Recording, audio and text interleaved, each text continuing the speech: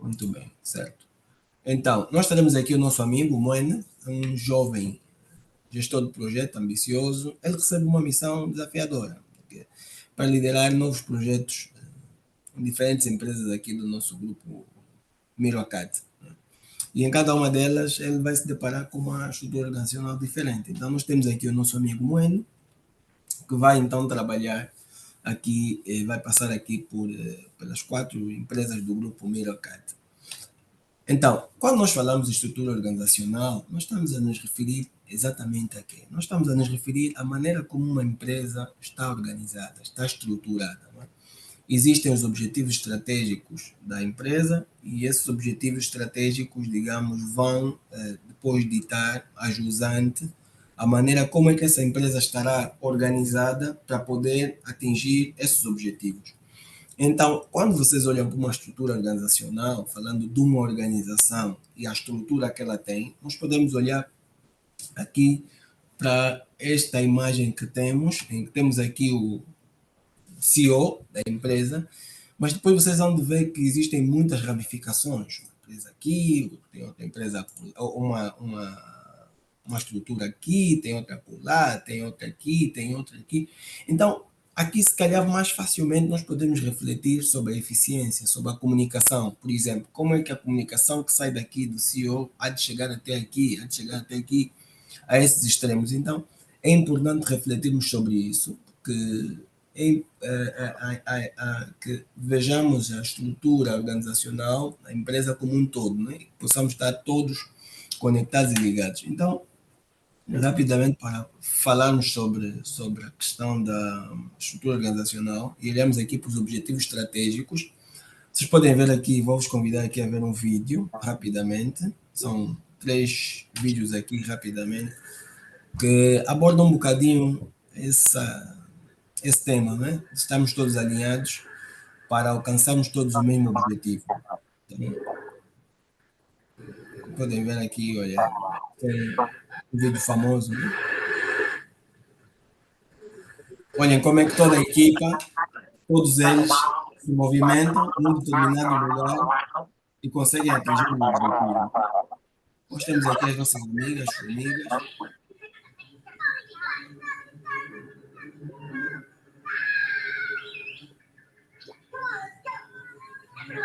Então, olhem aqui o papel da liderança, o líder, a orientar aqui a equipa toda.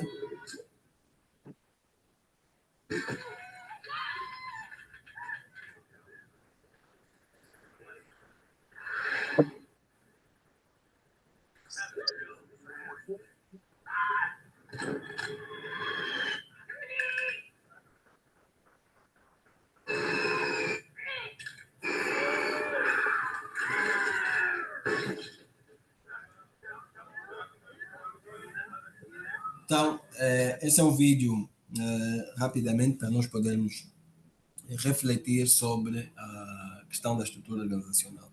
Bom, falar na estrutura organizacional, nós gostaríamos aqui, primeiramente, de enfatizar que não existe uma estrutura organizacional que sirva para qualquer organização, não. Não quer dizer que, por exemplo, uma estrutura organizacional da Apple há de servir uma estrutura organizacional da Microsoft, há de servir uma estrutura organizacional da Unitel, há de servir uma estrutura organizacional da NCR. Não. Cada empresa tem a sua estrutura organizacional. Deve, digamos, fazer a adaptação da estrutura organizacional de acordo ao ambiente em que ela está inserida, né? Considerando também aqui os fatores internos. E nós chamamos a isso o tailoring, adaptação, porque na gestão de projetos o termo tailoring está sempre presente. Por quê? Porque nós temos os frameworks, nós temos o PMBOK, nós temos todos os. Vamos pedir ao pessoal para desligar os microfones, por favor. Nós habilitamos ligarem, mas seria bom manter os microfones ligados. Então, nós. Quem tem o microfone ligado? Por favor, que desligue. Áudio desses. Ok. Desligar aqui o Cláudio. Ok, deixa eu ligar aqui, muito bem. Então vamos continuar aqui. Então nós estamos a falar sobre, no fundo, o tailoring. O que é que no fundo é o tailoring? É nós, digamos, olharmos para todos os guias, olharmos para frameworks, gestão de projetos e adaptarmos à nossa realidade. Olharmos, olha, nesse contexto, para eu poder trabalhar, eu preciso ajustar esse framework, preciso ajustar essa metodologia para conseguir alcançar os objetivos que estão propostos na organização. Depois, nós estamos a dizer aqui o que é que envolve o tailoring. O tailoring envolve conhecer o contexto. Nós temos que conhecer o meio em que nós estamos a gerir projetos. Né? Temos que conhecer a liderança, temos que conhecer o ambiente regulatório, as políticas, temos que conhecer uma série de elementos que vão nos permitir, então, ajustar a nossa atuação, o nosso modo de atuar. Depois nós temos um outro elemento também fundamental, que são os fatores ambientais da empresa. O que são os fatores ambientais da empresa? São todas aquelas condições internas e externas que vão impactar as operações dessa empresa, vão impactar a atuação do gestor do projeto. Nós podemos olhar para aqui, nessa sombrinha, é? Nós temos aqui dentro, nessa zona aqui, temos a empresa, e aqui fora dessa umbrella, dessa sombrinha, nós temos os fatores externos. O que é que nós vamos então chamar aqui dos fatores externos? Por exemplo, vamos pensar, vocês têm uma empresa e de repente temos uma inflação muito alta. São fatores que vocês, enquanto empresa, não conseguem controlar, não têm como controlar. Então, mas eles vão impactar as operações da empresa. Depois nós temos aqui outros fatores que são os sociais e culturais. Vocês devem saber que, por exemplo, aqui em Angola existem muitas zonas que para ir o SOBA tem que ser considerado, não pode chegar lá sem ter consideração dos hábitos e costumes da população nesse local em que o projeto está a ser desenvolvido. Depois nós temos aqui questões políticos legais, né? Questão das leis, dos regulamentos. Se de repente é mudado, por exemplo, um regulamento, a empresa tem que ser capaz de seguir esses novos regulamentos. Temos aqui depois fatores tecnológicos, parte da tecnologia é também fundamental e importante considerarmos isto. Temos aqui os fatores ambientais e climáticos. Hoje em dia, boa parte dos projetos tem sempre que se considerar a questão aqui de sustentabilidade, as questões climáticas. A concorrência também é importante, porque se nós estamos, por exemplo, a preparar o lançamento de um produto no mercado e nos apercebemos de que a empresa concorrente já tem um produto muito melhor do que aquele que estamos a preparar, então nós temos de prestar também atenção a esse fator externo. Depois nós temos aqui os fatores internos, tem a ver com o quê? A cultura organizacional, tem a ver com a estrutura organizacional, tem a ver com os recursos humanos, a tecnologia, a infraestrutura e finanças. Vamos falar, por exemplo, da tecnologia e infraestrutura. Se vocês chegarem a uma empresa e a empresa usa, por exemplo, o Microsoft 365, é um fator ambiental interno da empresa. Vocês, como gestor do projeto, não podem chegar lá e dizer, não, agora eu não quero o Microsoft 365, agora eu vou utilizar o pacote X. Não, por quê? Porque no final este é um fator ambiental da empresa e a equipa do projeto deve se sujeitar ao mesmo.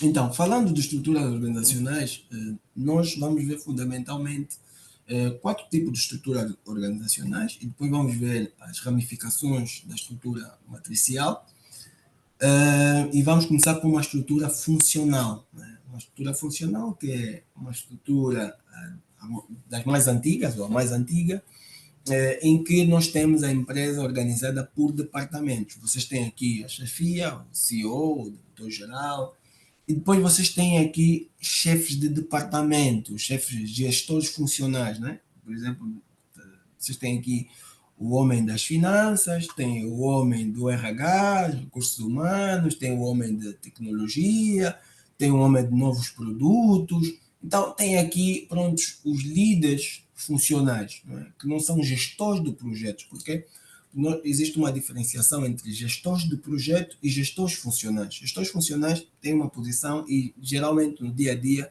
lidam com alocação de recursos, lidam com a unidade funcional, a unidade de negócio, né?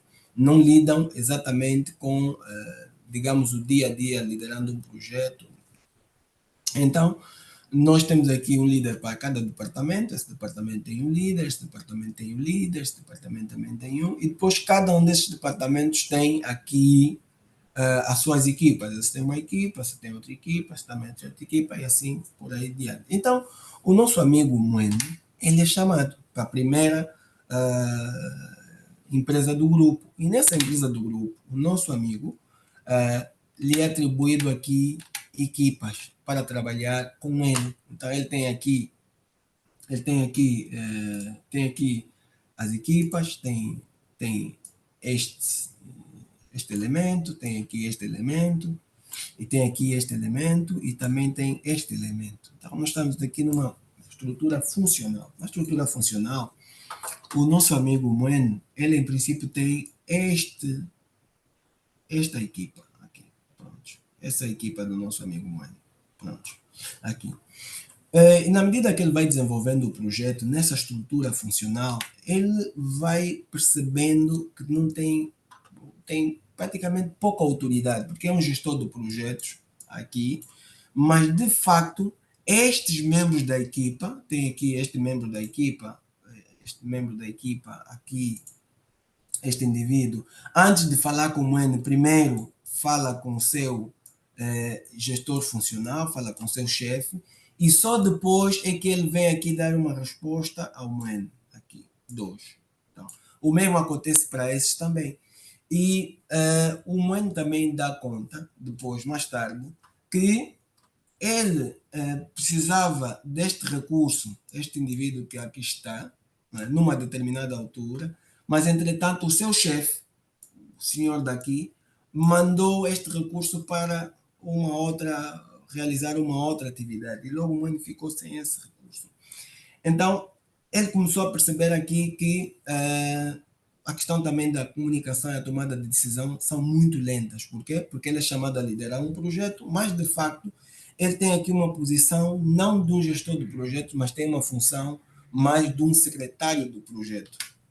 Então, nós vamos olhar aqui para as vantagens e desvantagens da estrutura funcional. A estrutura funcional, lembrando, quando nós temos aqui o gestor de projetos, praticamente lhe é alocado a uma equipa, com essa equipa, mas essas equipas estão subordinadas aqui aos seus gestores funcionais. Então, nós olhamos aqui para essa estrutura funcional. A estrutura funcional ela tem como vantagem a especialização. Por quê? Porque esses indivíduos estão direcionados a TI, estão direcionados a RH, estão direcionados, então eles trabalham especificamente nisto. Então, aí nós temos maior probabilidade dessa equipa, digamos, ter mais qualificações. Depois, a hierarquia é definida, porque sabe-se claramente como ele não tem poder nenhum, não tem autoridade nenhuma, então os recursos, a equipa pode muito bem ignorá-lo quando o chefe funcional, digamos, dar esse espaço. Depois nós temos aqui eficiência operacional também, não é?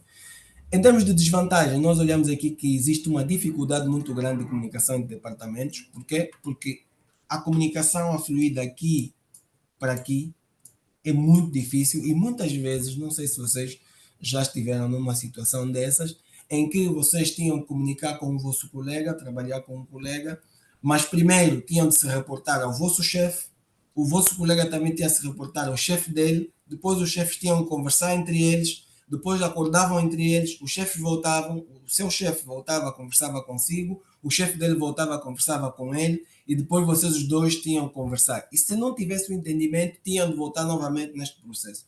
Então vocês podem imaginar aqui a dificuldade que é trabalhar numa estrutura funcional, numa estrutura desse gênero. Depois nós temos aqui uma baixa capacidade para projetos interdepartamentais, obviamente, porque são muito pesados.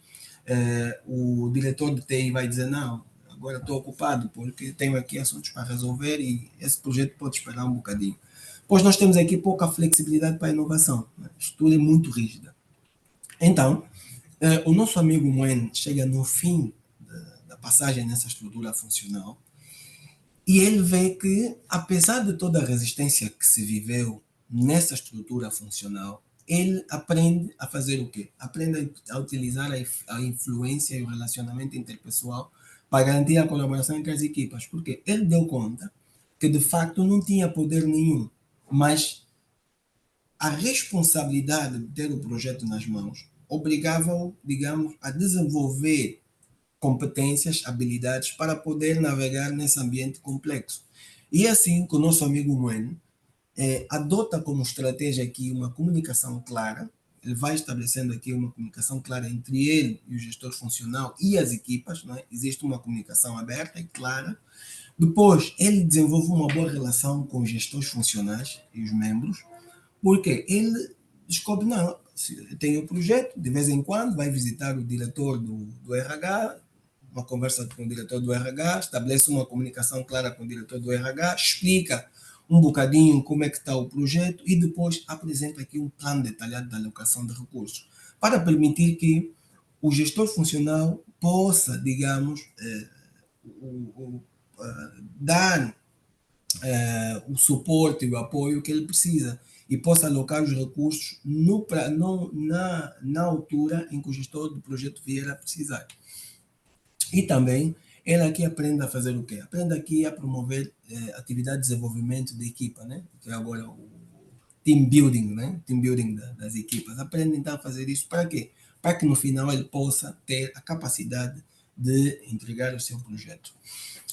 Depois, ele vai para a segunda empresa do grupo, que é uma estrutura agora projetizada. Uma estrutura projetizada é uma estrutura voltada a projetos. Na altura, nós tínhamos uma estrutura voltada mais às operações, à dinâmica diária das áreas. Não é? Tem a área de TI, tem a área de RH, então todo mundo estava dedicado nisso. Só que agora ele vem para uma segunda empresa do grupo, em que essa empresa já é uma empresa mais voltada a projeto. Então, o que é que nós temos? Aqui, ao invés dos gestores funcionais, nós temos aqui gestores de projetos. Então, cada um desses gestores de projetos é responsável por liderar os seus projetos. E, nesse caso, o nosso amigo Moene também aqui, também é responsável por liderar este projeto. Então, aqui o nosso companheiro é o grande chefe. É o grande chefe. Por quê? Porque de facto ele tem autoridade sobre a equipa, os membros estão dedicados ao projeto, ele tem autonomia para tomar decisões. Vocês viram que naquela altura, vocês enquanto gestor do projeto ainda tinham aqui com o vosso colega, falar com o vosso chefe, depois a comunicação rodava. Nesse momento vocês são os chefes, vocês são o MUN e no fundo vocês tomam a decisão que pretendem tomar dentro do projeto. E o MUN depois então aqui vai percebendo aqui algumas incertezas relativamente ao término do projeto, Então, quais são as vantagens e desvantagens dessa estrutura projetizada, voltada a projeto?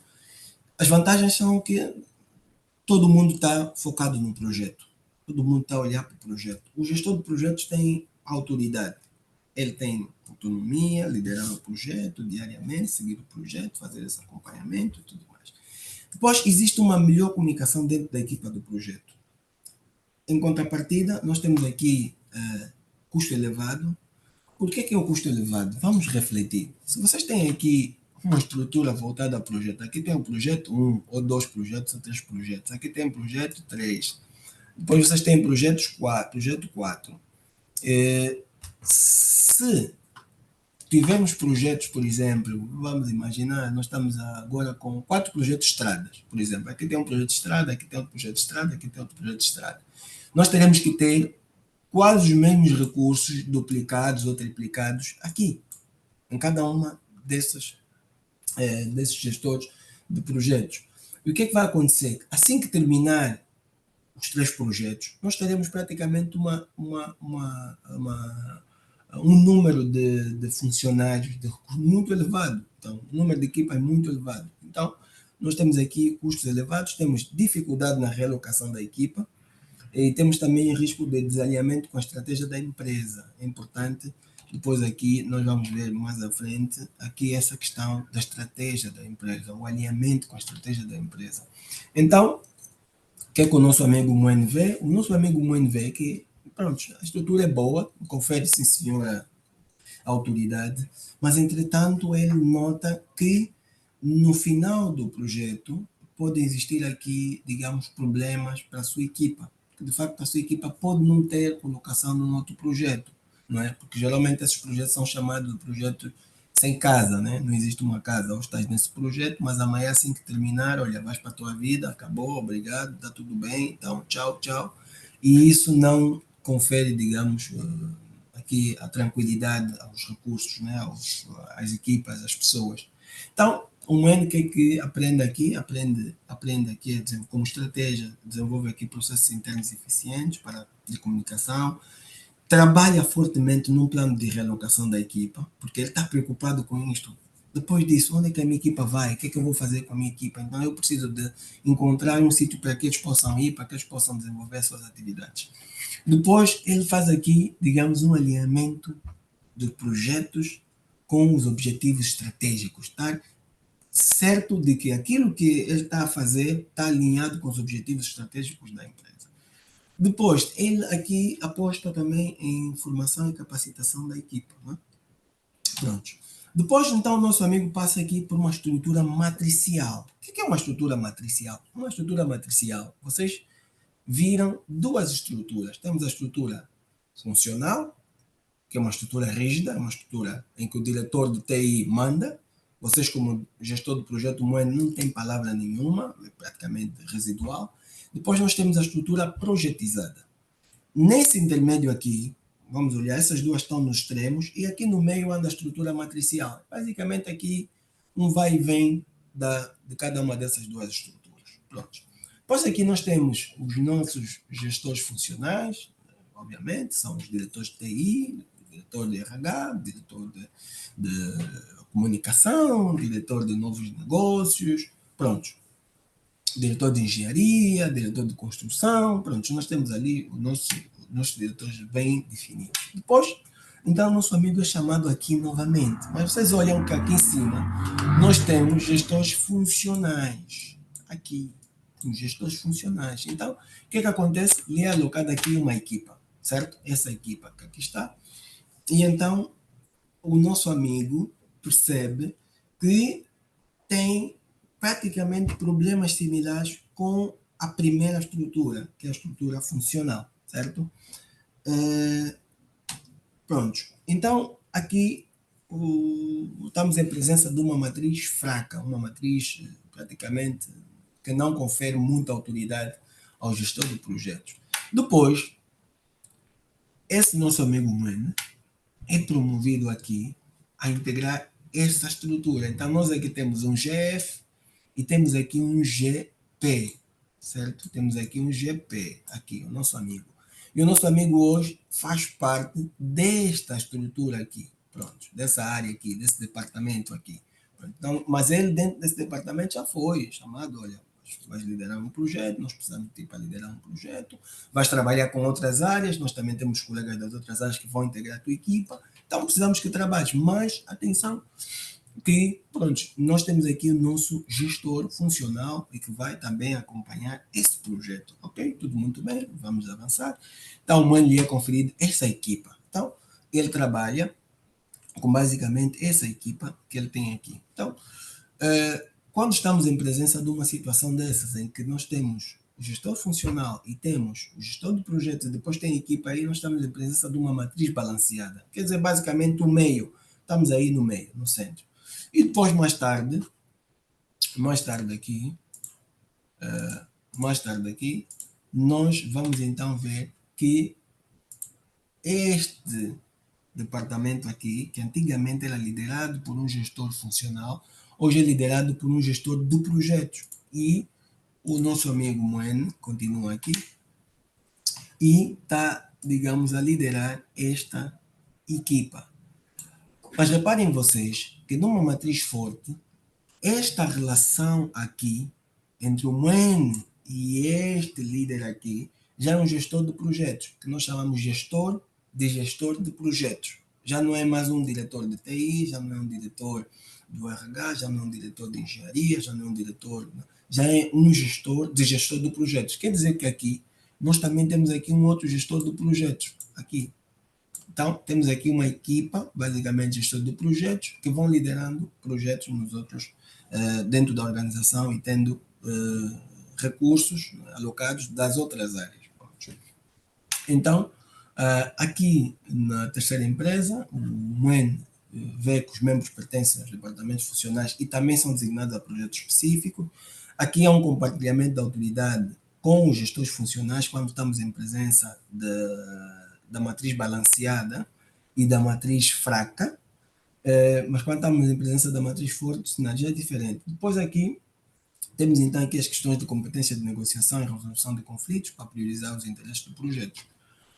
Falando em priorizar os interesses do projeto, em muitas equipas é muito comum, mas muito comum, termos as equipas muitas vezes, digamos, de costas viradas, não por assuntos relacionados ao projeto, mas por questões pessoais, porque não gostou, o colega falou uma coisita assim, ou porque veio uma vez vestido assim e não gostou, não, outro dia ele falou um bocadinho assim e não gostou, mas de facto não se prioriza aqui o trabalho, não se prioriza aqui o projeto, priorizam-se mais questões muito pessoais, questões muito pequenas, muito fáceis de se resolver, mas no fundo isso acaba impactando as operações, acaba impactando os projetos.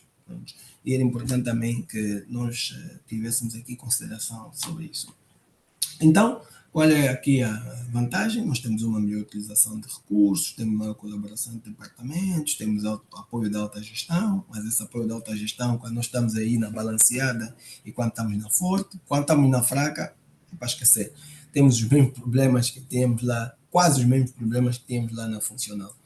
Depois nós temos aqui as vantagens, então, desvantagens, temos conflito de autoridade, porque o funcionário, a equipa vai responder a dois chefes, temos o funcionário e temos o gerente de projeto, depois temos dificuldade na alocação de tempo e prioridades e necessidade de forte comunicação.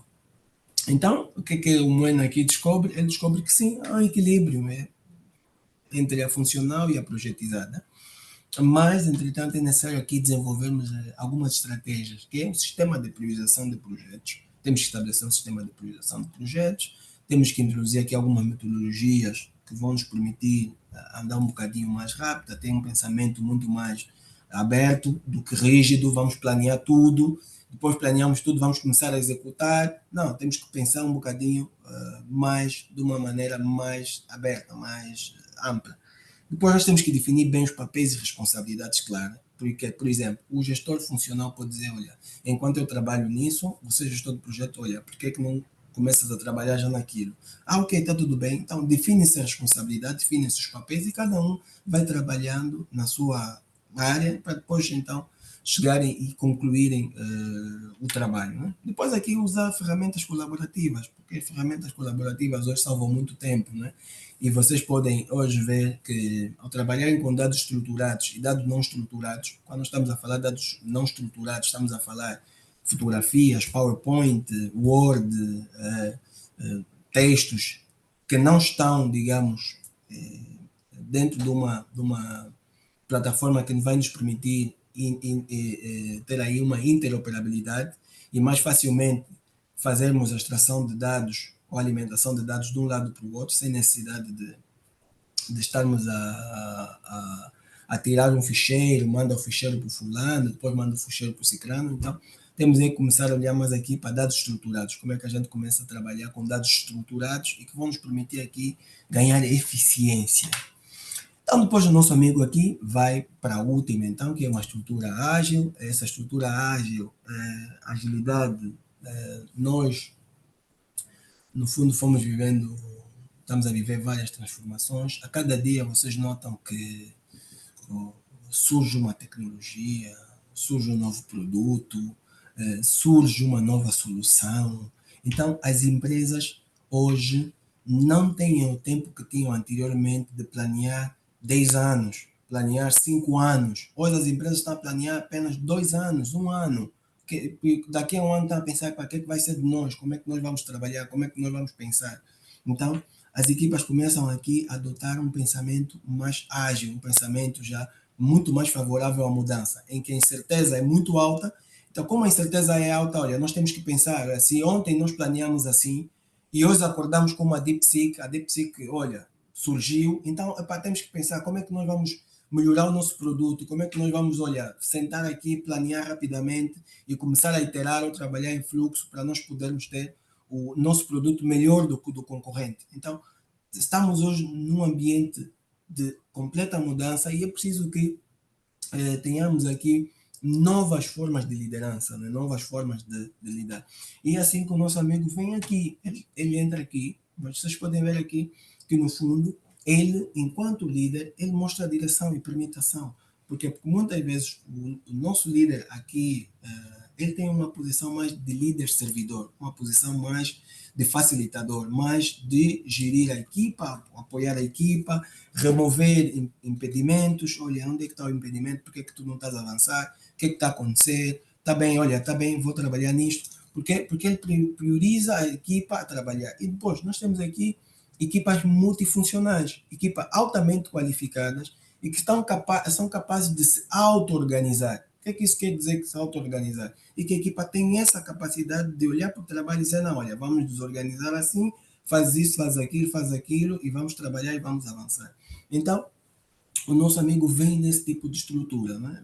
Em que já não é ele o centro, tomar a decisão, para, isso ninguém pode fazer, não, isso não pode. Já houve mais a equipa, então, o que está acontecendo? Olha, o que aconteceu? Na reunião diária, vai ouvir, olha, está bem, o que é que você concluiu ontem? O que é que precisa concluir? Então, rapidamente, naqueles 15 minutos, fechou. Pois nas outras reuniões, então, acaba por ser um líder facilitador, uma pessoa facilitadora, uma pessoa que apoia a equipa, uma pessoa que permite que a equipa cresça, que a equipa avance, que a equipa possa tomar decisões, certo? Depois, então, o que ele olha aqui? Olha aqui, a organização está operando de forma ágil, as equipas são multidisciplinares e auto-organizadas. Aqui, aquele papel hierárquico do chefe, não, eu sou chefe, aqui ninguém faz, eu mando. Não, já não é assim, porque já minimizamos isso. E depois aqui o nosso amigo adota aqui framework ágeis, como Scrum, Kanban, e outras metodologias aqui de gestão de projetos. Então, qual é a vantagem daqui da nossa estrutura? Nós temos alta flexibilidade, que vai permitir uma rápida adaptação, mudanças no mercado, no projeto. Olha, surgiu essa operação, olha, o governo mudou a lei, olha, a gasolina subiu, o gasóleo subiu a 350, para que vamos fazer? Olha, nossas operações precisam continuar. Vamos subir o preço da corrida, vamos aumentar o preço do produto, para que vamos fazer? Temos que pensar. Então, rapidamente, a equipa está ali, vocês viram que ele subiu num domingo, não sei, no domingo estamos a aprovar documentos que a partir da meia-noite vai subir. Então, a equipa tem que ter essa capacidade de rapidamente reagir a essa mudança. Né? Depois, a tomada de decisão é descentralizada, que já há uma autonomia, a equipa tem aqui a autonomia de tomar decisão, temos equipas multidisciplinares, mas temos aqui depois também desvantagens, que muitas vezes é a falta de clareza na autoridade, né? Dificuldade de escalabilidade, depois aqui dependência de profissionais altamente qualificados, temos que ter profissionais não profissionais somente em I, né, profissionais E-shaped, mas temos que ter aqui profissionais T-shaped, né, com profundidade no assunto, mas depois transversalidade e capacidade de poder trabalhar, digamos, em outras áreas, poder dar suporte. Então, o que é que o nosso amigo percebe aqui? Ele percebe que, olha, essa estrutura é muito boa, uma estrutura projeto dinâmico, inovador, onde a colaboração e a adaptação são essenciais para o projeto. E ele adota aqui algumas estruturas, equipas pequenas e multifuncionais, priorização dinâmica, feedback contínuo, há muito feedback, porque no ágil nós trabalhamos e temos a vantagem de ter o feedback do cliente, porque temos produtos mínimos viáveis, que nós lançamos para o mercado, depois conseguimos rapidamente ter essa versão com feedback vindo do cliente, olha, não, os clientes, os usuários não estão a gostar dessa funcionalidade, porque a funcionalidade é muito má. Então, aí a Apple manda uma outra atualização e automaticamente corrige aquele problema. Olha, manda depois uma outra atualização, agora já te diz não, olha, o WhatsApp diz não, agora já consegues fazer videochamada. Anteriormente não fazia videochamada, olha, agora já não consegues só fazer videochamada, já consegues fazer mais isso. Então, conseguem rapidamente ir desenvolvendo o produto à medida que vão recebendo feedback contínuo dos usuários, do cliente. Depois aqui o uso de métricas. Hoje em dia nós estamos num mundo em que os dados, data, é muito importante. é fundamental para qualquer negócio. Por quê? Porque as decisões hoje que são tomadas muito com base em dados, não é mais a suposição. Eu acho que, eu acho que, não acho que é importante que, com base nesses dados estruturados, com base na informação que nós vamos recebendo, nós possamos, digamos, ajustar aqui possamos tomar decisões. Né? Temos aqui, por exemplo, a questão da velocidade, o lead time, o tempo de ciclo, que são muito ligados ao Lean,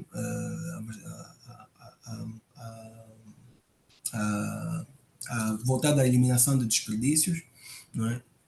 Então, é importante termos essa consideração. E, rapidamente, deixo-vos aqui com um vídeo. Já me faltam só mais alguns minutos, se eu tiver a falar muito. Um vídeo aqui, rapidamente, para poderem dar uma olhada aqui. Apple's an incredibly collaborative company. And so, you know how many committees we have at Apple? No. 0. We have no committees. No committees. We are organized like a startup. One person's in charge of iPhone OS software. One person's in charge of Mac hardware. One person's in charge of iPhone hardware engineering. Another person's in charge of worldwide marketing. Another person's in charge of operations. We're organized like a startup. We're the biggest startup on the planet. And we all meet for 3 hours once a week, and we talk about everything we're doing, the whole business. And there's tremendous teamwork at the top of the company, which filters down to tremendous teamwork throughout the company. And teamwork is dependent on trusting the other folks to come through with their part without watching them all the time, but trusting that they're going to come through with their parts. And that's what we do really well.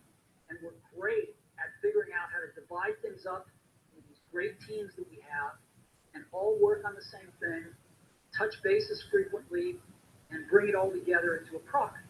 We do that really well. And so what I do all day is meet with teams of people and work on ideas and solve problems to make new products, to make new marketing programs. Então, olhem aqui o nosso famosíssimo, né?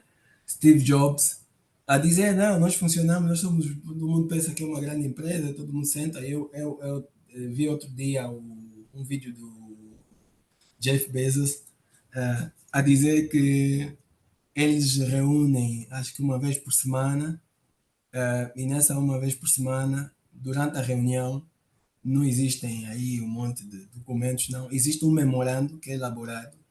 E antes da reunião, cada gestor, né, que participa daquela reunião do high level tem aproximadamente 30 minutos para ler o memorando, porque eles não querem partilhar os documentos e as pessoas depois não lerem isso. Eles querem que tenha certeza de que esse gestor há de ler a informação, que está de consumir essa informação. E também tive a ver há 2 semanas, acho que há 3 semanas, as conferências do Banco Mundial, em que estava a falar uma gestora do Banco Mundial, em que ela chamava atenção para a tomada de decisão com base em dados, com base em informação. E relativamente a isso, só para vocês terem aqui um número, que existe um livro da Management Solutions, que o livro é de 2019. E esse livro já apontava que 90% dos dados que foram gerados no mundo, 90% tinham sido gerados de 2017 a 2019. Agora vocês imaginem qual é a quantidade de dados que se gerou. 2,5 quintilhões de dados e que eram gerados a cada dia, já naquela altura. Vocês imaginem hoje, com toda essa evolução tecnológica, com internet das coisas, com inteligência artificial, com toda essa tecnologia, imaginem, por exemplo, um Facebook, um LinkedIn. Quanta informação é gerada num dia? Quanta informação é consumida num dia? Então, é muita informação para ser gerada. As empresas precisam de estar preparadas a essa nova realidade. Precisam de ter uma visão muito mais ampla da necessidade de tomar decisões com base em dados, com base em registros históricos. Então, posto então, como nós falamos anteriormente, nós temos aqui variações dos tipos de estruturas organizacionais, nós depois vamos partilhar esse documento, depois cada um de vocês poderá consumir. Temos orgânica simples, temos a multidivisional, temos as equipas virtuais, hoje temos muito trabalho virtual, temos a híbrida, temos os escritores de gestão de projetos. Esses escritores de gestão de projeto pode ser um escritor de gestão de projeto diretivo, pode ser suporte, dependendo muito do tipo de estrutura organizacional. Depois deixo-vos aqui com alguns dados, algumas informações importantíssimas que, pronto, eu gosto muito do PMI Pulse of Profession. Esses são os dados de 2024 e vocês podem ver aqui quais são os Power Skills aqui mais críticas por região, e depois ele apresenta aqui quais são as Power Skills mais críticas por setor. Se vocês verem aqui, por exemplo, em África Subsaariana, a comunicação está, digamos, no top, lá em cima.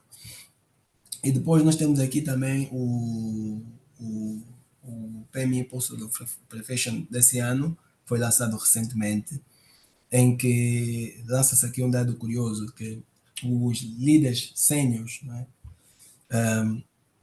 quando estão a contratar gestor de projetos, quais são as habilidades que eles mais priorizam, né? Vocês podem ver aqui as habilidades, por exemplo, de comunicação, aqui uma comunicação muito boa, forte, há aqui uma boa relação, engajamento com as partes interessadas, tanto internas quanto externas, e depois aqui o registro de que exatamente ele tem experiência e conhece, domina, certo? Depois aqui vem outros três, que são o conhecimento da indústria, o Technical Skills e o Financial Acumen. Vocês tenham atenção que para esse ano o PMI lançou o Pulse of the Profession mais voltados à perspicácia nos negócios, né? Abordar a perspicácia nos negócios. Então, o nosso amigo Momoen, no fim, compreende que não é uma estrutura organizacional perfeita, né? Cada uma possui vantagens e desafios, dependendo do tipo de projeto e da cultura da empresa. Porque nós podemos dizer assim, mas então funcional é muito má, não presta, porque tem um chefe. Não, muitas vezes existem situações em que há necessidade de se combinar, há necessidade de ter um sistema de aprovação, por exemplo, de documentação, mas depois, ajusando, nós precisamos de ter velocidade, precisamos ter equipas a trabalhar.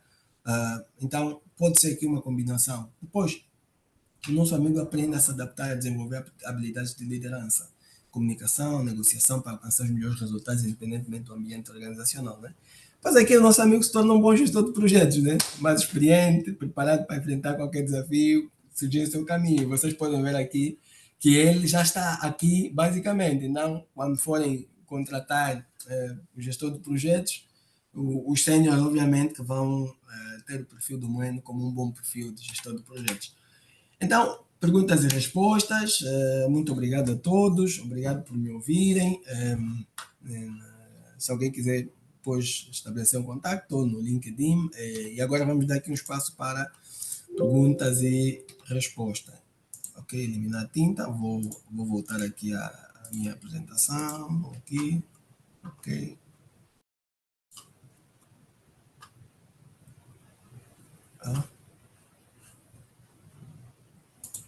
Não sei se me conseguem ouvir,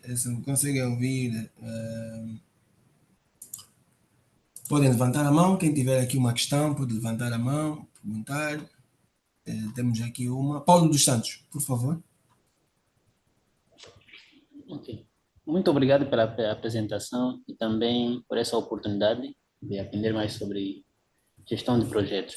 A minha pergunta é, ao escolher o modelo de gestão de projetos ideal para a minha empresa, no caso, visto que os modelos que foram apresentados têm desvantagens, a quem recai a responsabilidade de trabalhar nessas desvantagens? Não percebi, Paulo. Podes, por favor, repetir? Exatamente. Eu perguntei, na escolha de um modelo de gestão de projeto para a minha empresa em particular, por exemplo, né? Sim, sim. Visto que os modelos de gestão de projetos têm desvantagens, a quem recai a responsabilidade de trabalhar na desvantagem do modelo que eu escolher, por exemplo. Ok. Então, tem aqui a ver com a estrutura organizacional escolhida, né? Estrutura organizacional vai escolher Exato. e tendo as desvantagens a quem vai recair a responsabilidade. Sim, para trabalhar nelas, exatamente. Ok, tudo bem, muito obrigado. Quem mais? Temos mais? Eu não sei porque que eu estou aqui a ter dificuldade na. Orlando dos Santos, sim, por favor.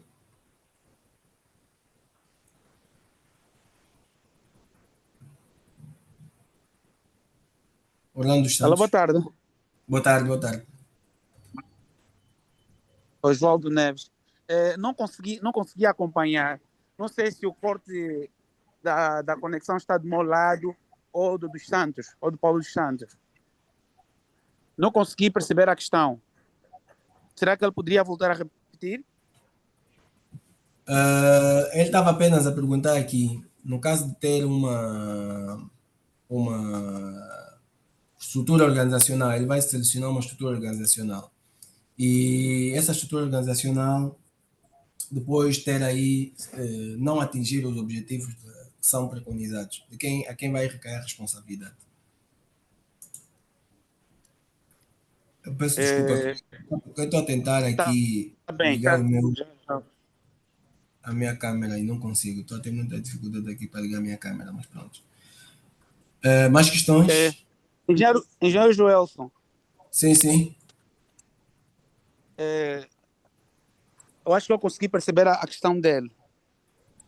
Ok. Caso haja alguma necessidade, se calhar poderia também dar algum contributo relativamente à questão apresentada. Mas antes, vamos ainda ouvir do preletor do tema e se for de encontro a minha forma de analisar, também poderia Uhum. dar algum contributo, poderia me abster de poder falar novamente, mas se tiver alguma Fantástico. coisa que eu possa acrescentar, também poderia contribuir. Certo. Muito bom. É mesmo isso, é para isso que estamos aqui. Eu já falei muito, agora temos que passar aqui também a bola do outro lado, ok? Mais intervenções? Miguel, eu acho que às 17h20 nós começamos em 20, 17h20 nós vamos estar em condições de terminar, né? Sim, sim. Podes ativar a tua câmera, João. Posso? Eu não estou a conseguir, Podes estou aqui a ativar. tentar. Não, está a dizer aqui que o host parou aqui a câmera, não consigo ativar. Mais Não, já podes questões? ativar. Fui claro na minha abordagem, deu para. Não consigo ativar. Ok. Mais questões? Mais pontos aqui? Joel, tem uma pergunta da Catarina. Uhum. A Catarina perguntou qual é a diferença entre uma matriz funcional e uma matriz fraca. Ok.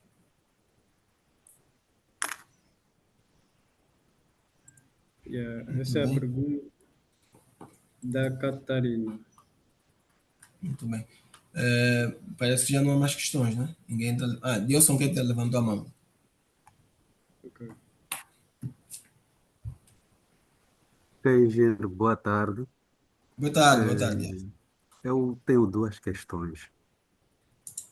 A primeira é que eu gostaria de saber qual é o impacto da centralização ou descentralização na tomada de decisão dentro das estruturas organizacionais, no Conselho de Gestão de Projetos. Essa é a primeira questão. A segunda é quais estratégias podem ser utilizadas para mitigar conflitos organizacionais que surgem devido à estrutura da empresa.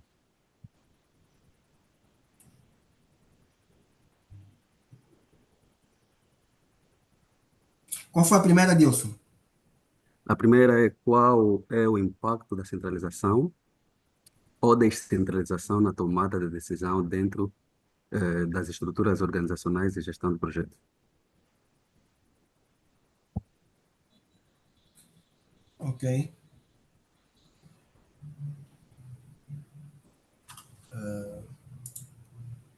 Agora sim, agora deu. Agora deu para ligar a câmera. Mas consegues me ver, Miguel? Acho que não. Não consegues me ver. Não consigo te ver. Não sei o que é Mas que podes responder, podes responder. Então, descentralização. Ok. Teve mais questões? Mais Eu alguma tenho questão? também, tenho mais uma. A minha questão tem a ver com as ferramentas colaborativas. Eu gostaria que citasses algumas delas, ou falasses um bocadinho sobre as ferramentas colaborativas. Ok. Muito bem. Acho que já estão, né? Nós podemos avançar. A minha câmera aqui está sempre a desligar, não sei o que aconteceu. A primeira pergunta tem a ver com a responsabilidade aqui tem a ver primeiro com a responsabilidade da estrutura organizacional, né? De a quem vai recair depois aqui a responsabilidade. Quando nós temos a organização, nós temos uma estrutura de governança, né? Basicamente lá o topo, em que são definidas as políticas, são definidas estratégias, metas a alcançar. E imagine que nós temos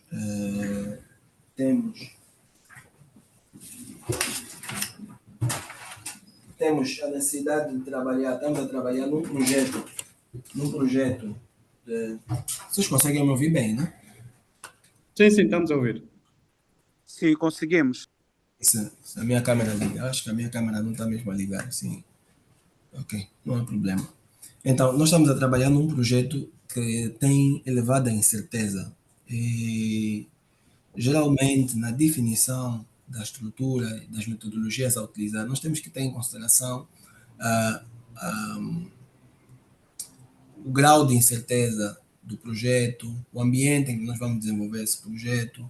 Temos que ter em consideração vários dos fatores. Por exemplo, se nós vamos desenvolver um produto, vamos chamar um telefone, vamos desenvolver um telefone. E nós temos aqui vários concorrentes. Temos, por exemplo, a Unitel, temos a Fricel, temos a Movicel, que também desenvolvem telefones. Se nós estivermos a trabalhar numa estrutura rígida, numa estrutura funcional, por exemplo, e nós sabemos que temos esses concorrentes que também estão a desenvolver os telefones, se por acaso nos apercebermos que a Unitel lançou esse produto no mercado, uma versão de telefone mais avançada daquela que nós estamos a trabalhar, então nós temos que decidir, olha, para que vamos fazer com esse nosso produto? Vamos descartar o produto, vamos basicamente esquecer que a gente ficou a trabalhar 6 meses nesse projeto e agora faltava uma semana, mas a Unitel lançou primeiro, a Africell lançou primeiro. Como é que vamos basicamente proceder? Então, se estivermos a trabalhar numa estrutura rígida, em que o sistema de decisão está mais voltado à estrutura funcional, então nós teremos que primeiro informar o nosso chefe, depois de informar o nosso chefe, ter a ligação com o gestor do projeto. Depois, esse assunto tem que ir para a direção da empresa. Depois de ir para a direção da empresa, então, até termos a confirmação, o produto da Unitel já foi lançado, já lançaram mais uma outra funcionalidade no produto. Então, é importante que nós tenhamos, digamos, a consideração de todos os fatores que vão nos levar a tomar uma decisão quanto à estrutura organizacional definida para um projeto. Que essa estrutura organizacional possa atender, de facto, ao objetivo estratégico que foi delineado. Agora, de quem vai ser a responsabilidade aqui da adoção dessa estrutura organizacional? Obviamente que não é ponto da nova política para viabilizar a estrutura. Okay. Então, não é uma responsabilidade, obviamente, do gestor do projeto. É uma responsabilidade. Deixa-me só, eu vou tentar aqui entrar pelo outro computador enquanto falo. Então, a responsabilidade não é do gestor do projeto, obviamente. Por quê? Porque existe ali um sistema de governança, e o sistema de governança é que, no fundo, vai definir qual vai ser a estrutura a adotar para esse projeto. Certo? Então, nesse caso aqui, o gestor do projeto está isento de responsabilidade, os nossos colegas das áreas funcionais estão isentos de responsabilidade, certo? Pois nós estamos aqui, matriz funcional e fraca. Matriz funcional e fraca. O que é que vai acontecer? Deixem-me só aqui. Eu não consigo partilhar também, Miguel. Não consigo fazer Diga, partilha aqui. Não consigo fazer partilha do ecrã. tenta novamente. Ok, agora dá. ok? Ecrã inteiro. Então, o que é que nós vamos ter aqui? Vamos olhar para a estrutura funcional. Eu acho que se calhar até, em vez de entrar aqui, eu ia entrar aqui. Pronto, já agora aqui, falando um bocadinho disso, eu tenho aqui um pequeno escrito sobre o impacto da estrutura organizacional na gestão de projetos, que depois poderão solicitá-lo através do Miguel, né, através da Miracad ou através de mim, no meu LinkedIn, em que falo aqui sobre as estruturas organizacionais, abordo a estrutura organizacional funcional e abordo aqui várias estruturas. Esse, em princípio, já é um trabalho fechado, mas eu ia mostrar aqui, pronto, neste quadrozinho aqui, é adaptado do PMBOK. Então, o que é que nós temos? Nós temos aqui uma matriz fraca. Essa é a matriz fraca, aqui, basicamente. E temos aqui a estrutura funcional, neste aqui. Se nós olharmos aqui e compararmos, praticamente, em termos de autoridade de gestor de projetos, olha aqui, pouco ou nenhuma, aqui o gestor de projetos já tem baixa autoridade, porque na estrutura funcional é uma estrutura pura e dura em que o gestor funcional tem autoridade quase total ou total. Já na matriz fraca, ela já foge um bocadinho mais do extremo. Podemos olhar aqui, vou abrir aqui um bocadinho, podemos olhar aqui o seguinte, podemos olhar isto aqui. Em que deste lado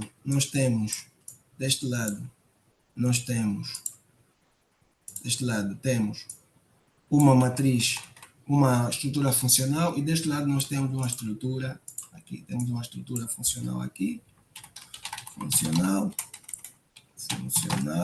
aqui, e aqui nós temos uma voltada a projetos, aqui voltada a projetos. E a estrutura matricial anda aqui neste meio. A matricial está aqui, nesse intermédio. Aqui. Consegue ver o meu ecrã? Miguel, é possível ver o meu ecrã? Eu consigo ver sem problemas, está visível. Então, aqui nós temos uma estrutura, essa amarela aqui, que é uma estrutura, vou meter aqui, matricial. Então, essa estrutura matricial, se ela estiver aqui no meio, aqui neste meio, aqui, ela vai ser balanceada. Agora, eu me pergunto, veja só, se ela estiver aqui nesse extremo, como é que ela vai se chamar? Ela vai ser fraca ou forte? Não sei se pode habilitar aí o microfone do pessoal.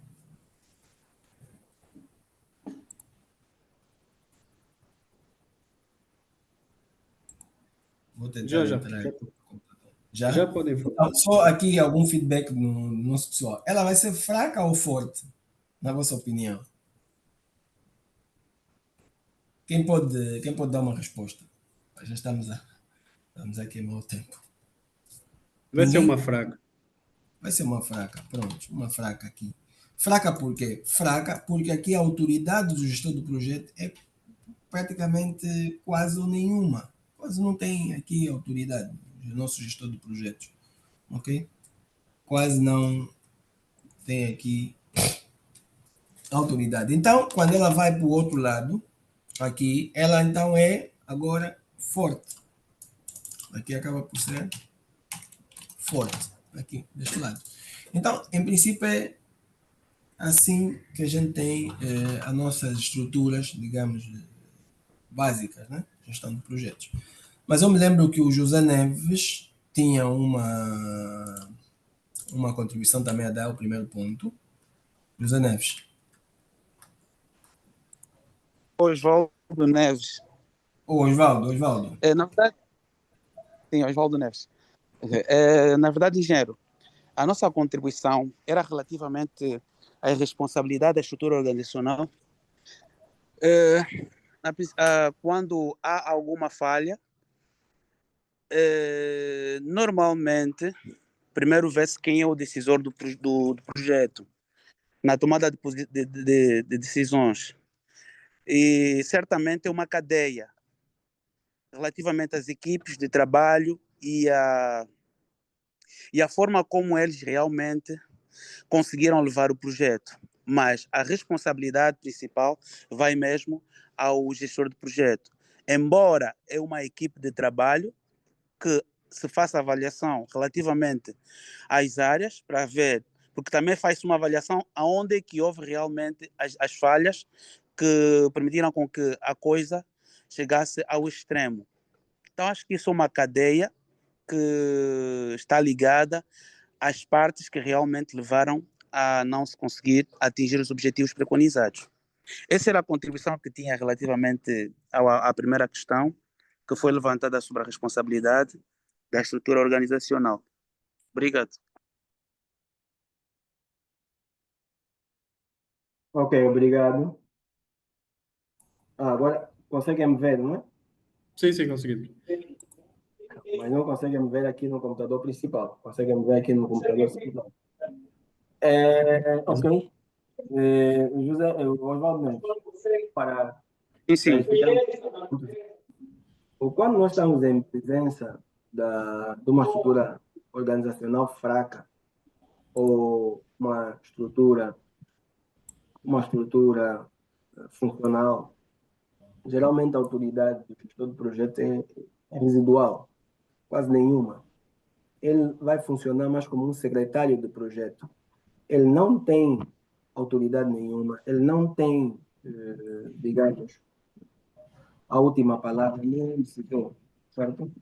Então, nesse cenário, como é que nós vamos esperar que seja o nosso gestor do projeto, ou o nosso secretário do projeto, que basicamente recolhe as informações todas, pega na informação, leva para o chefe, é isso que nós concordamos, e podemos avançar ou não. O chefe vai dizer, ok, está bem, avança, é assim mesmo.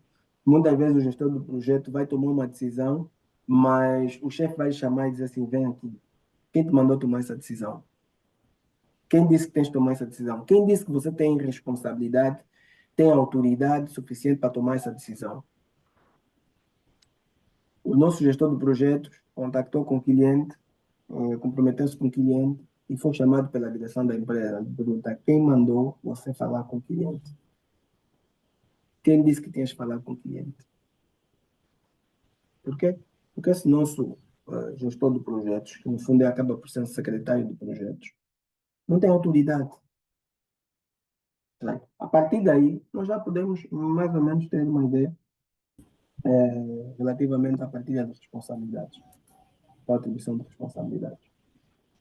Engenheiro Matos, eu acho que o que eu consegui captar era de que como gestor de projeto, certamente ele tem uma liderança. O projeto já foi totalmente estruturado e o gestor do projeto estará lá simplesmente para fazer a supervisão e permitir com que o projeto consiga atingir os seus objetivos, certo? Está a falar de qual estrutura organizacional? Estou a falar da primeira questão. Da primeira questão que foi levantada sobre a questão da Sim, responsabilidade estrutural.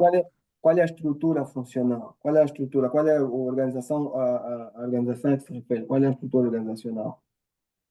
Não consigo perceber, engenheiro. Então, assim, o que nós estamos a explicar é o seguinte: nós temos diferentes estruturas organizacionais. Existe uma estrutura organizacional em que o gestor de projetos, de facto, não atua como um gestor de projetos. Atua como um Sim, secretário concordo de consigo. ok? Então, Sim. nesse caso, estamos a dizer, como é que o nosso gestor de projetos, num caso deste, que não tem autoridade, a autoridade dele é baixíssima, pouco ou nenhuma, vai Sim. tomar a responsabilidade de decisões que ele próprio nem tomou. Não pode. É isso que nós estamos a dizer. É isso. Ok. É. Ok. Tá bom, está explicado, muito bem. Depois nós temos aqui mais questões. estratégias para mitigar conflitos gerados não no projeto. Não estamos a falar, porque nós temos a estrutura de governança que está aqui em cima, que é geral, e depois temos a estrutura de governança do projeto, aqui embaixo. E o Dilson levanta uma questão muito interessante, que é como vamos mitigar os conflitos dentro do projeto quando esses conflitos não são gerados a partir daqui, são gerados de cima. E eu vou vos dar exemplos de como é que muitas vezes as equipas acabam entrando numa situação dessas. Existem algumas empresas, algumas organizações que elas, no sentido de deixarem os funcionários trabalharem, lutarem uns contra receber as coisas muito mais rápido, eles vão metendo os funcionários uns contra os outros. Uma vez o Dilson é o chefe, mas depois amanhã o Dilson descobre que já não está tratando os assuntos, quem está tratando os assuntos já é o Israel. Depois o Israel também descobre que já não é ele, já é o Hélio.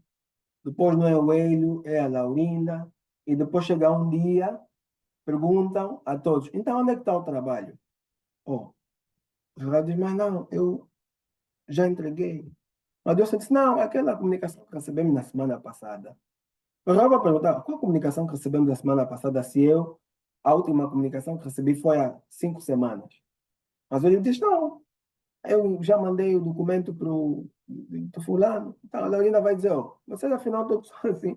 Então, eu acabei de produzir um documento agora e já está preparado para entregar. Então, vão se gerando problemas dentro da equipa, não pela equipa, mas vão se gerando problemas pela, aqui em cima, a governança.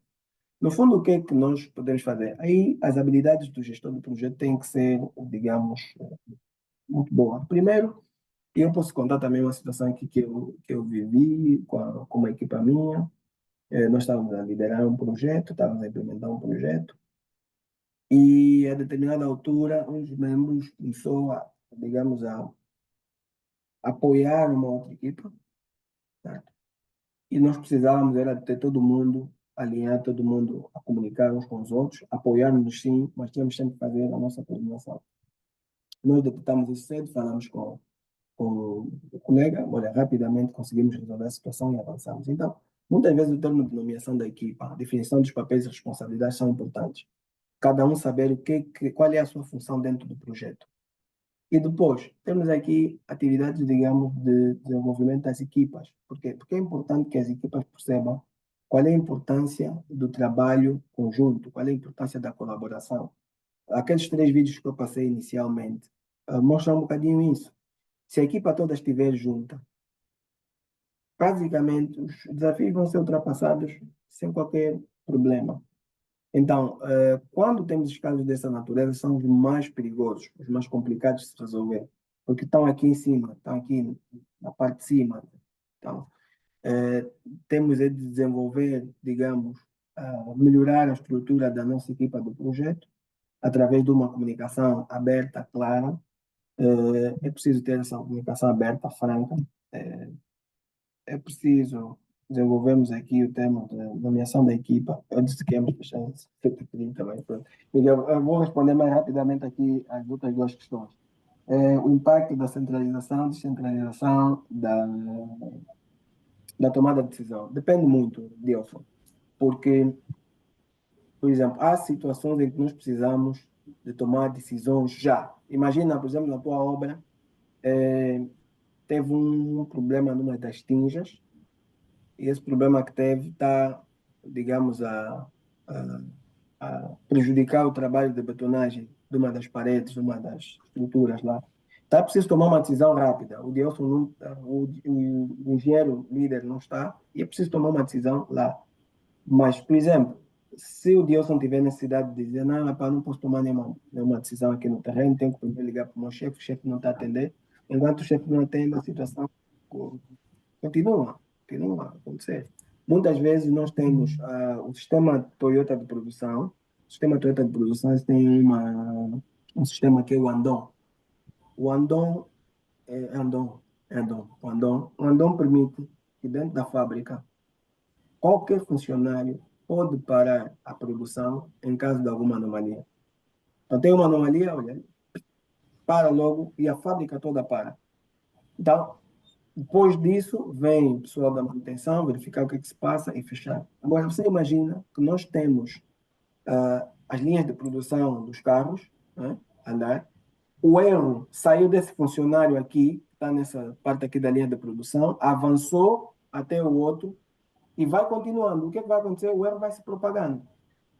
Então, eles têm um sistema que é o sistema zero defeitos, e esse sistema zero defeitos é que, no fundo, o sistema todo do Toyota de produção permite que haja essa decisão, essa tomada de decisão descentralizada. Então, acaba por ter benefício em algumas situações e acaba, bom, não tendo benefício em algum. Depende muito da. Mas depois, aqui, ferramentas colaborativas. Ferramentas colaborativas. Eu aconselho a todo mundo, aconselho mesmo, a explorarem mais o Teams, Microsoft Teams. O Microsoft Teams hoje permite que nós trabalhemos, digamos, dentro da plataforma, criamos equipas, permite nos trabalhar em muitas coisas. Temos o Microsoft 365, temos o Trello, temos a Asana. Enio, tem mais o quê? Nós estamos a trabalhar mais com o quê? O Enio também está aí, meu colega do Moçambique, está aqui conosco. Enio, estás me a ouvir? Consegues abrir o teu microfone?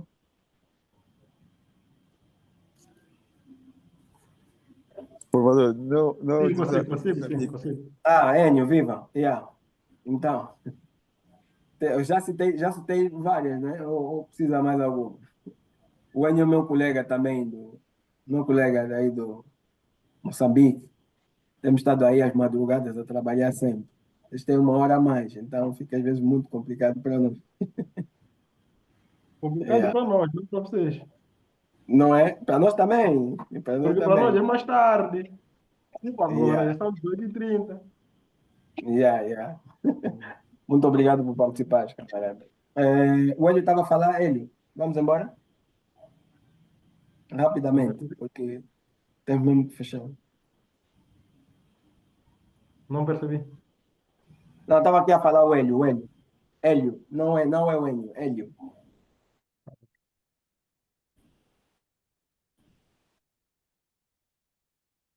O Hélio caiu? Caiu, ok. Muito bem. Miguel, então, agora é contigo.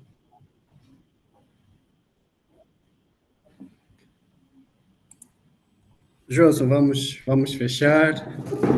Chegamos até às 17h30. Acho que para fechar tem uma pergunta do Lucas André, quero respondê-la.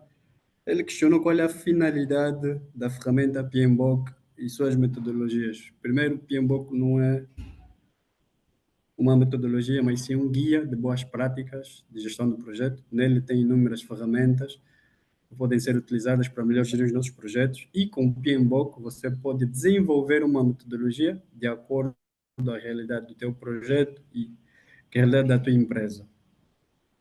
Tem outra pergunta também do Luciano Martins: até que ponto uma nova política pública pode inviabilizar a estrutura de um projeto? Vou dar dois exemplos de uma política pública que inviabilizou o projeto. O primeiro exemplo, o corredor do Lubito. O corredor do Lubito foi paralisado temporariamente devido à nova política da administração do Trump. Um segundo exemplo de uma nova política que pode inviabilizar um projeto, temos a Nova Marginal, que também é um projeto que foi paralisado em função da nova política pública. Era só para poder dar exemplos da questão do Luciano Martins. Mas, João, vamos fechar, já estamos acima do tempo permitido, estabelecido. Muito obrigado a todos que participaram. A gravação vai estar disponível em breve, fiquem atentos para poderem rever o vídeo. E desejo um bom sábado a todos que participaram. E, Joel, as últimas palavras são tuas. O que eu queria dizer a todo mundo, e não sei se dentro de uns 2 minutos era aqui, dávamos aqui um espaço, só para recolher o feedback sincero do pessoal, né? Como é que foi a sessão, se acabaram por aprender um bocadinho mais, como é que foi. que é importante ter este feedback do vosso lado. Obviamente, nós dedicamos aqui tempo a preparar esse material e compreender de que, saber aqui de que se isto foi útil para vocês, se acabaram por beneficiar ou não, né? Ah, olha, podem fazer como o Luciano Martins, né? Tá, olha, as reações estão boas. Estou a ver o Lucas André, o Luciano. Se os demais também puderem fazer isso, vou agradecer. Delson, sim senhora, mas tem que ser sincero, não pode ser o Evanildo, sim senhora. Olha, o que eu aconselho a todo mundo, caros colegas, é que invistam em vocês, invistam na vossa formação, não parem de aprender. Aprender para nós tem que ser uma constante, porque no mundo em que vivemos, é um mundo em constante transformação, a inteligência artificial é uma realidade e ela está a moldar o mundo em que a gente vive. Então, muitas das profissões vão desaparecer, vão surgir novos postos de trabalho, vão surgir novas oportunidades, mas, entretanto, eu acredito que essas oportunidades serão mais escassas e também acredito que vamos ter uma alta competitividade, uma alta concorrência por empregos. Então, o que eu aconselho a todo mundo, vamos investir na nossa formação, vamos estudar, para aqueles que já têm o curso superior feito, continuem os vossos estudos, continuem a aprender. O mundo hoje, antigamente, um profissional que se formava, ah, estamos a falar de 2002, por aí, ainda tinha, digamos, 20 anos pela frente, para o uso do conhecimento que aprendeu. Só que 60% daquilo que ele aprende, assim que sai da universidade, não vai ser 60, 40%, não vai ser utilizado. Mas hoje, no mundo em que vivemos, pensem vocês, se as empresas são obrigadas a ter uma mentalidade ágil, se as empresas são obrigadas a pensar rapidamente, a mudar rapidamente, o planeamento hoje já não é feito mais para 10 anos, 15 anos, 20 anos, a pensar que a empresa vai crescer muito, a visão das empresas. Então, quanto mais nós como profissionais, quanto mais nós como profissionais, o que é que vai ser de nós daqui a 2 anos, 3 anos, 4 anos? Então, vamos apostar em nós, vamos apostar nas nossas qualificações e assim estaremos aptos para o mercado de trabalho, assim estaremos aptos para continuar as operações nas nossas empresas, continuar nossas startups, as nossas empresas. Muito obrigado a todos vocês. Muito obrigado mesmo. Muito obrigado pelo vosso feedback. Obrigado, Miguel. Obrigado, Amira Cate. Eu é que agradeço, João, eu é que agradeço. Bom sábado para todos e muito obrigado por disponibilizarem o vosso tempo para participar neste bate-papo. Fiquem atentos às nossas redes sociais, ao grupo, principalmente ao grupo. Temos novos bate-papos que estamos aí para lançar e informações. E grato por estarem presentes. Joel, boa continuação. Obrigado. Obrigado a todos. Bom sábado. Obrigado, igualmente. Boa tarde. Certo. Laurina, obrigado. Obrigado, Wendel. Obrigado ao pessoal. Muito obrigado Um pelo vosso prazer, apoio. engenheiro. Abel, muito obrigado. Lucas, Evanildo. Evanildo está sempre conosco. Ah, superou. Obrigado, Laurinda. Vindo assim de ti, superou-se Obrigado. assim. Luciano, Chiamba, obrigado, companheiro. O primeiro certificado em BIM nível 2 pela Beauty Smart. Já Muito, Chiamba. Joel. Obrigado, Lucas. José, obrigado aí da província mais a norte, obrigado. Josué Passa. Obrigado, companheiro. Obrigado, Linda. Obrigado a todos. Israel, obrigado.